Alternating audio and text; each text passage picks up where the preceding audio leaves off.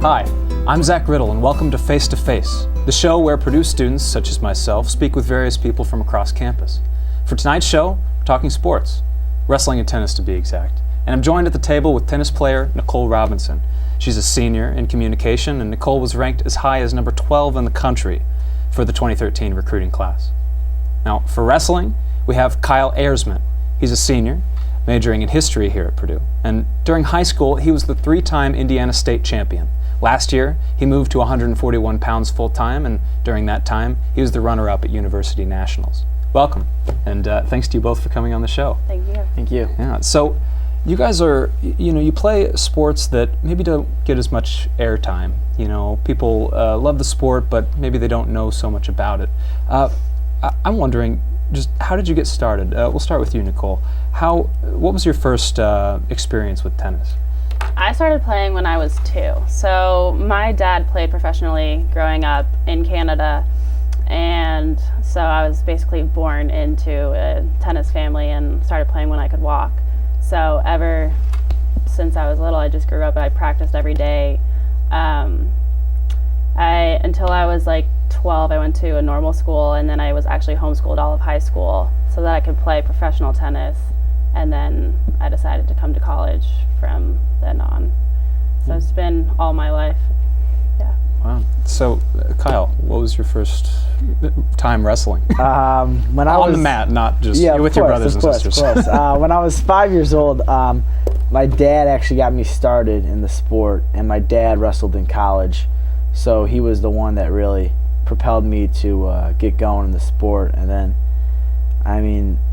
I wasn't very good, to be honest with you, when I first started. But I stuck with it, and by the time I got to middle school, I realized I was pretty good, and I kind of dropped other sports and started to focus on wrestling. Okay, so this was a family affair for both of you, something that other people in your family had done. Was there a kind of feeling that you had to follow in their footsteps, or was it just a passion that they had that kind of rubbed off on you? For me, I don't know, it was hard. There was a lot of pressure because I felt like my family wanted me to pursue tennis so much, and that they had big beliefs in me. And so like every time I lost a match, it was like heartbreaking for me because I wanted to make my family proud of me because it was what they did and that's what I wanted to do. And it was a passion that I have and I still have. Obviously, I'm in my last year now, so it's kind of sad that it's coming to an end here, but it's been good and bad at times, I would say. Sure. And what about you? It is my last year just like hers, and it's been a long, I'm 22 years old now, so it's been a long 17 years, but I wouldn't have it any other way. I actually had an uncle that came to Purdue and wrestled, so coming to Purdue was kind of like a no-brainer for me. I always thought that I was going to go to Purdue no matter what, and here I am, of course. What is, you said 17 years that you've been dedicating, so much of your time, so much of your life to this sport. What has wrestling done for you? It's opened up so many gateways, it's opened up Purdue for me, obviously. I'm going to get a great degree from Purdue University. I'm going to go on and be a history teacher and be a high school wrestling coach, so I can hopefully teach the next generation about, history first and then wrestling, of course, as well. In some order, Yes. We'll decide. Of course. Future. What about you, Nikole? I've been able to travel over the world playing tennis, and the people that I've met is amazing. So many doors have opened for me. I got a full ride to come here for tennis, so that saved my parents thousands of dollars, and I wouldn't be able to have an education like this if I didn't play tennis, probably. So I'm grateful for everything that tennis has given me, and a lot of life lessons too. Like, we just learn time management and fighting through like tough times. So there's a lot of things that are great about it. You mentioned that you played tennis professionally in high school? I did. So you were going all over the country playing? So I went to South America a lot and all over U.S. and Mexico and the Caribbean. I never got over to Europe, but I've been to probably 12 countries now. So I've had a pretty unique childhood. Absolutely, yeah. But it's remarkable. how does the game change if you're playing in Akron, Ohio, if you're playing in, South America? How does the game change? It's just people from different regions play different styles. So in South America, it's a lot on clay court. And then in the States, it's a lot on hard court. So it's either faster or slower. So you have to adapt to different people. And altitude is a big thing going down in South America that I wasn't used to. I grew up in Florida, so I'm at sea level. And then I go there and I'm at 10,000 feet. So it's just a lot of it is adapting to players and climate and everything. So it's not easy. Yeah, but that's something that very few people get to do. Yeah. In their life. It's amazing. Where geographically has wrestling taken you, Kyle? It's taken me all over the country. Unlike her, I haven't gotten all over the world, but I have gotten to all over the country. Oh, I hate to cut you off just now. We have to take a quick break, but we're going to come back to that real soon and talk more sports with Nikki and Kyle. Mamma Mia is the ultimate feel-good show that has audiences coming back again and again. Mamma Mia features ABBA's greatest hits from Dancing Queen and SOS to Super Trooper and Take a Chance on Me. Don't miss the 10th anniversary tour of the show that has the whole world coming back for more. February 24th at Elliott Hall of Music. Details at convocations.org. Presented by Purdue Convocations. Featured in the National Film Registry of the Library of Congress, Safety Last is an indispensable treasure of the silent film era of motion picture history. This 1923 classic will be screened with live accompaniment from theater organist extraordinaire Clark Wilson on the Long Center's ornate Mighty Wurlitzer organ. January 27th at the Long Center for the Performing Arts. Details at convocations.org. Presented by Purdue Convocations. We are all Boilermakers, but we're also much more. We're history makers, exploring the farthest reaches of our universe, often when strapped to a rocket. We are hope makers, rebuilders of Haitian cityscapes who ensure they'll now withstand any disaster. We are difference makers, developers of drought-resistant crops that just might end world hunger. The fact is, what we make moves the world forward. We are Purdue, makers all.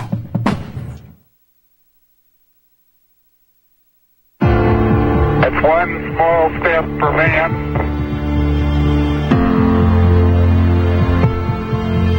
one giant leap for mankind.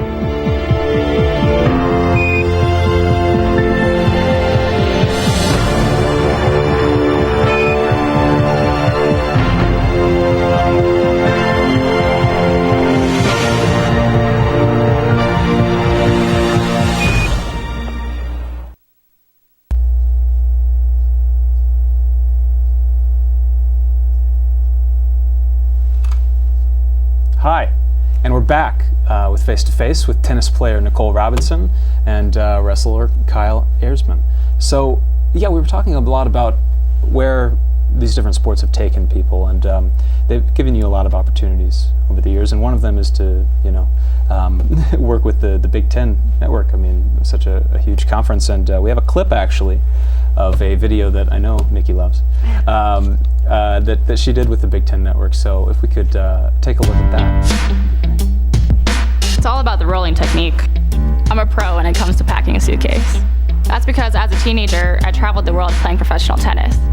Living out of a bag, just like this. Pro tip, put your socks in your shoes. Now, I'm part of a team. Good. There you go, good ball. That energy you feel when your whole team is behind you is amazing. It's given me a place to finally unpack my bags.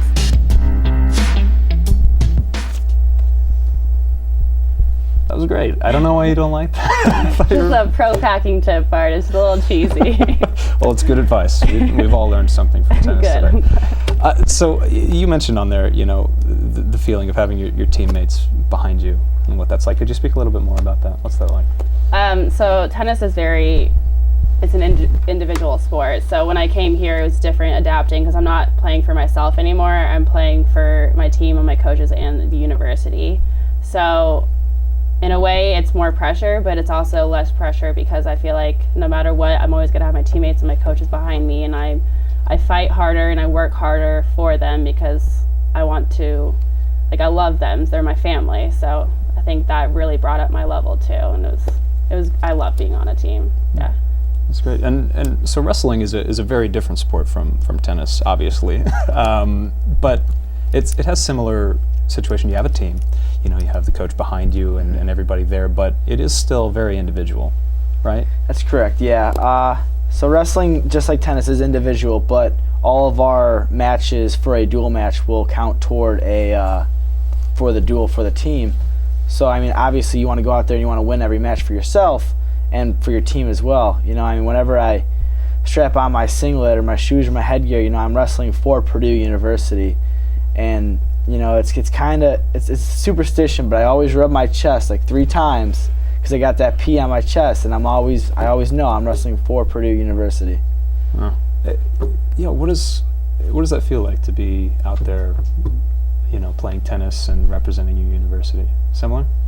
Yeah, I mean, you just have to think about it. Like, not a lot of people get this opportunity, and you're playing for something that's so great, and you have so many people that are behind you, backing you up and supporting you and like pushing you to be your best. So I completely agree. You just wear that P with pride. Any superstitions? Do you rub the...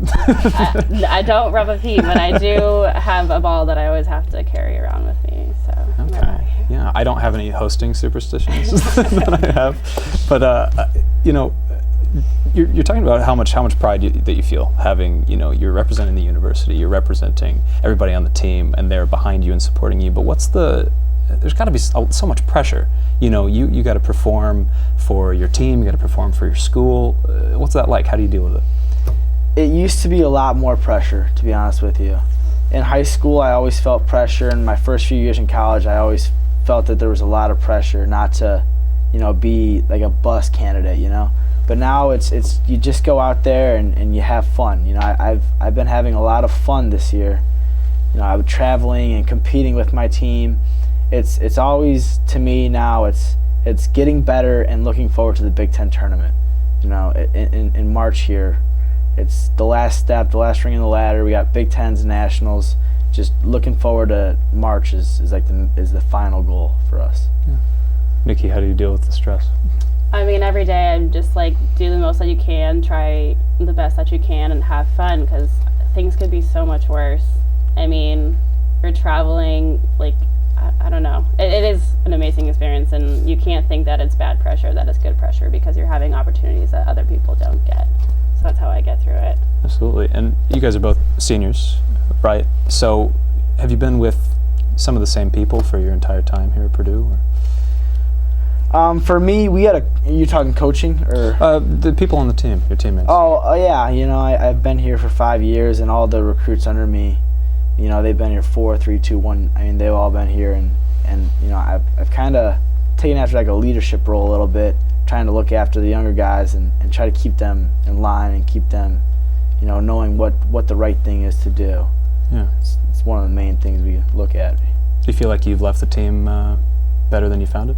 I think so. Better than we found it? Yes, I do think so. I mean, I'm just trying to instill as a team, we try to instill a culture that's, positive. We don't want to ever be negative. We used to be very negative back in the day, but not so much anymore. We're very positive, and we're really trying to move forward and be a better team here. Have you seen good changes?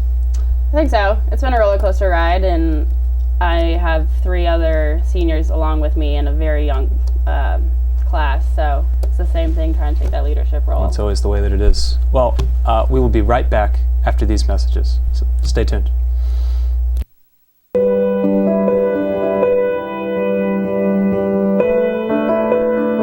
So the Brian Lamb School of Communication has a long tradition as a department of communication originally, so well over 100-year tradition. There has been communication here and the teaching of speech and organizational communication and other things for decades. We have a very vibrant, I think, curriculum for our students in 5 different areas of communication. It's everything from human relations and communication about relationships to public relations to communication within organizations to video production. I think we attract really a variety of students who are interested in learning about communication skills, but then also being able to use those skills in a variety of settings. Students have a lot of chances to get real, practical, applied experience, hands-on learning. The classes that I've taken have definitely helped me grow in the career that I want, and I could not imagine taking any of these classes anywhere else. I think a great part of our curriculum is when we have alumni who come back to classes and talk to students. The networking is incredible through this program. We're all over the nation and even all over the world. I've actually had an internship where a Purdue grad was working there full time, and it was at Warner Brothers Studios. I think when people hear about Purdue University, their first thoughts are probably engineering and astronauts. I'd like for students who aren't necessarily interested in being astronauts or engineers to also think about Purdue, but in terms of the Brian Lamb School of Communication. Also very excited to see what my future holds because of Purdue, and I know I'm fully prepared because of the Brian Lamb School.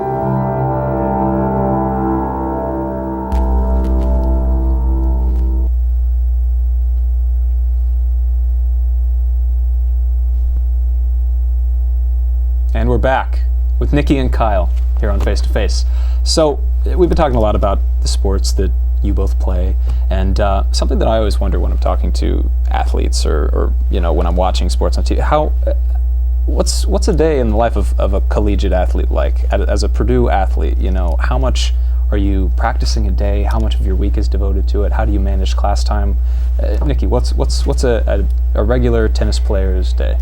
Okay, so usually if we don't have 6 a.m. workouts, we have 7:30 a.m. practice. So let's say a typical Monday for me right now is I wake up at 6:30, I practice at 7:30 to 10, then I have class from 11 until 6 p.m., and then I have a lift afterwards, and then you have rehab sometime during the day, and then you try to do your homework and go to bed. Yeah. So when do you breathe? Never. Never? Okay.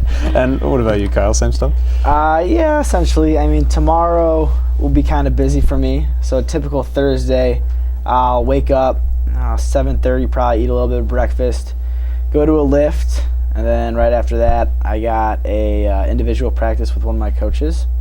And then I have 2 classes, and then we have practice at 1:45, and then usually get rehab right after, and then try to hit all my homework and finish all my homework before we go to bed. Yikes. That's tough. Has it made you, you know, a more responsible person? Has it, you know, how's it affected the way that you live? Like from being a high school wrestler, a high school tennis player, how's it different? Go ahead. For me, I've become a lot more organized. You know, organization has been probably one of the biggest traits you have to have as a student athlete. I used to struggle with organization and keeping myself organized, but now I find that I'm very organized, and I try to keep my day straight. So we should see some of the fruits of that labor. We have a clip of you wrestling, actually, that we're going to look at right now. So if we can cut to that, we'll see, you know, what a day on the mat is like. So you can see the clip here. And now, which one of these young men are you? I'm in the white and blue here on the. Yeah, the white and the blue. So you're on the left, and walk me through what's happening right now. Where is this in the match? So this is University Nationals, where I got second, and spoiler. Yeah, this is the semifinals right now. You know, we're just fighting for hand control and head position. I kind of took a bad shot there. And so what constitutes, you know, a good performance on the mat? It's a lot of shots. Yeah, you know, you're finishing your shots right away. You know, you're getting on top. You're getting to your positions, and I mean, you're kind of dominating the match. You know, for me, a perfect match is obviously. I mean, I would love to go out there and get a pin every single time, but that's not, you know, always plausible. So I mean, always try to go out, score the first point. And our coaches are always preaching, score the next point. So I mean, don't worry what happened 10 seconds ago, 15 seconds ago. Score the next point. Do whatever you can to score the next points. What's it like? You get out there, and there has to be a second where you're staring right into the eyes of this guy who wants to take you down. Of course. What's it like? It can be tough. You know, for example, my redshirt freshman year, I was going against a guy that was a national champ from Iowa, and his classic thing was his classic stare down, you know? So he would stare you down for 15, 20 seconds, And you know, I was just walking out there, and I was just kind of laughing to myself a little bit, like, you know, I mean, you're not that much better than I'm right here with you, man. I can hang with you. You still ever get scared? I mean, I'd be lying if I said I didn't get nervous. I get nervous every single time before I go out there. Every single time. And Nikki, there's a little bit more distance between you and your opponent on the tennis court. Very little physical contact. But, you know, there's got to be a moment where, you know, first serve hasn't happened yet. You're looking across the court. What's it like? Yeah, tennis is very mental. So it's 70% mental and 30% physical. So you can psych out your opponent in the smallest ways, or if you miss one bad shot, you can just go on a downhill slope from there. So I'm also very nervous before every match, and I've been playing all my life, but it's something that you have to turn into like positive energy and try to use that to go forward and get over that hump at first. How do you do it? How do you manage it? How, when you're sitting there with your racket, how do you channel that into something good? Just focus on the moment. So not worrying about what happened in the past, like he said before. It's just like point by point. So if something wrong happened, whatever it happened, go on. Like do better the next time. I would not have expected that there was so many similarities between wrestling and tennis, but really it sounds like it. How do you channel that into something Can you ask it again? What do you So how do you, when you're nervous, when you're you're afraid, you're staring across the field, how do you turn that into what you need on the mat? You know, usually it just becomes all instinct, all muscle memory. So I mean, I'm out there, and before the match, you know, right before the whistle blows, I'm a little nervous, and you know, I'm still thinking probably 20 seconds in the match, but eventually, you know, my body kind of just takes over, and my mind just stops thinking. Just kicks in.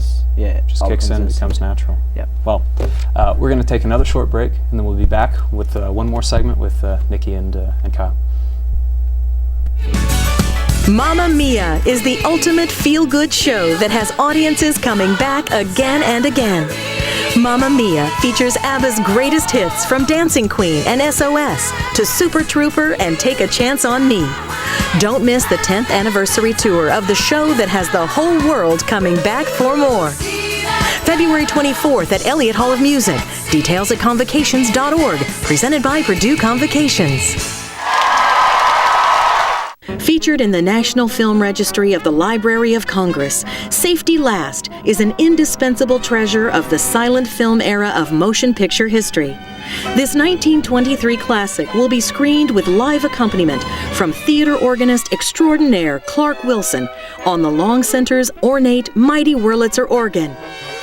January 27th at the Long Center for the Performing Arts. Details at convocations.org. Presented by Purdue Convocations. We are all Boilermakers, but we're also much more. We're history makers, exploring the farthest reaches of our universe, often when strapped to a rocket. We are hope makers, rebuilders of Haitian cityscapes who ensure they'll now withstand any disaster. We are difference makers, developers of drought-resistant crops that just might end world hunger. The fact is, what we make moves the world forward. We are Purdue, makers all.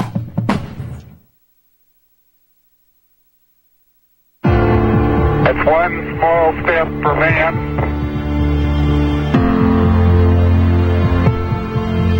one giant leap for mankind.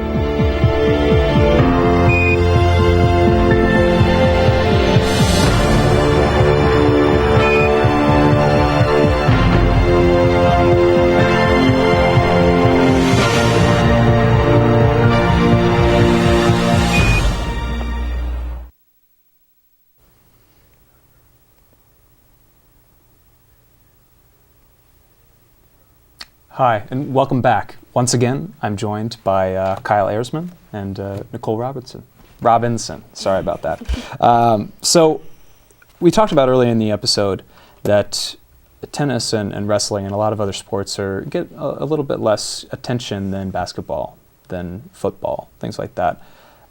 Do you feel underappreciated? To be honest, not at all, no. I mean, we still have fans. You know, I still have a ton of fans back home. I have my parents who are my two biggest supporters, obviously. And I mean, whenever I go out to a meet, wherever I usually am, they follow. So I mean, I can look up in the stands at any time and see my parents and think that I have the whole world behind me. Yeah, that's great. What about you, Nick? Yeah, same. I know we're not like a money-making sport for the school, but I never feel like we're less of a team or less of people because of that. And we have a great fan base at Purdue, and then I have all my friends and family back home too. So I don't feel any difference. So you're both seniors. We talked a little bit about your plans, your majors, and that type of thing. But any plans to continue with your sports? You said you want to coach at some point. Yeah, I'm gonna coach. Hopefully next year. Obviously, I'll probably be an assistant, and then a head eventually. But not so much competing. After my time here in March is done, I think my competing career is gonna be over. Yeah. What about you, Nick?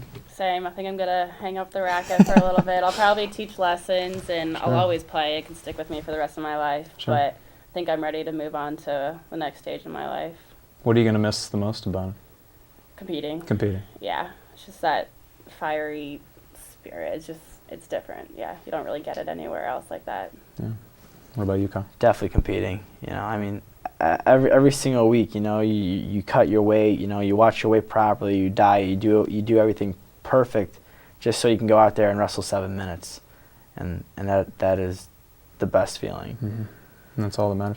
And, what still is the one thing that, really attracts you to wrestling? I know that you said it was a family affair. It was something that was, such a big part of your lives for the last, whatever years. And what is it, the one thing that still keeps you going, that still keeps you engaged? Just my one more year. Well, my last couple matches that I have, I mean, I still have a chance, I have a chance to go out there and win a Big Ten title and win a national title. And I mean, I've wanted to do that since I was, so young. I've always dreamed of winning a Big Ten title and winning a national title and doing something to make Purdue proud and make all our fans and all our coaches proud of us. Nikki? Say for me, I mean, I love tennis.